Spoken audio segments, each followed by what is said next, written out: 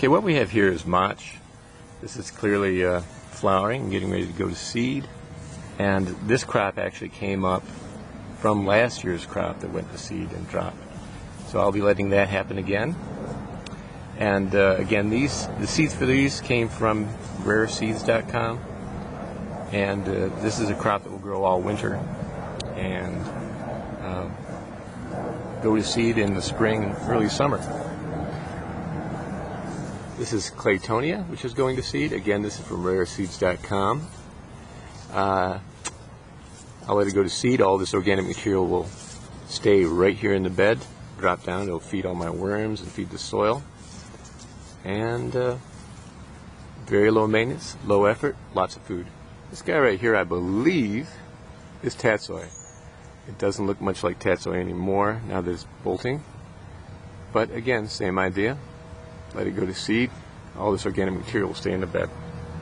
This is giant red mustard green. This is actually coming up this spring, but it'll produce seeds this summer, and I will let them just fall right here, and everything will, and we'll have giant red mustards again in the fall. This right here is arugula, which is coming up this spring. Same thing. Everything stays in the bed. The seeds will stay in the bed, and lots of food. I won't be planting anything new. These are all volunteers that are part of my little food forest here. Here's a kale going to seed, and actually a little baby kale right next to it there, which is coming up. Here's some parsley. Came up on its own. I will let that go to seed just like everything else, and we'll have a parsley crop here in the spring and also in the fall. Here's some radicchio that's been very picked over all winter. It'll be going to seed early summer, I think. This came again from last year's seeds that dropped. Didn't have to plant it. I planted it once a couple years ago. Just keep coming back. Here's a Swiss chard plant that was here all winter. Not looking really great right now, but again, it's been here all winter, so it's been through a lot. And here's some spinach, open pollinated heirloom. And I will let it go to seed, just like everything else. Everything stays in the bed, except what we eat, of course. Okay, so those were some of the annuals I have growing. Let's look at some of the perennials. This right here, of course, is our old friend dandelion. It's been here all winter. We've been eating it all winter. And I have dandelion really throughout this bed. That's another one you have to be careful. You don't want to let it take over. So you have to do a little bit of maintenance there and make sure that not too many dandelions flower and go to seed. Here's another perennial in the bed. We have some garlic chives. Very low maintenance. I don't do anything. You can still see the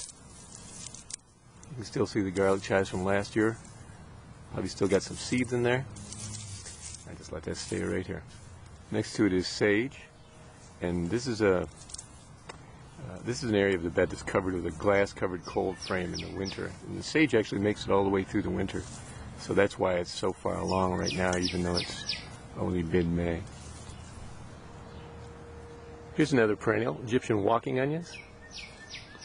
And these will also take over your bed pretty quickly, so you'll want to pick some of these and not just eat their greens.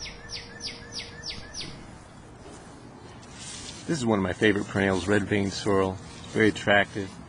It produces food year-round. This is, again, is an area of the garden that's covered with a cold frame, so this grows all year round and comes back year after year. This here is salad brunette, another perennial, and it's going to seed at the moment. This also is very hardy in the winter, produces leaves all winter long.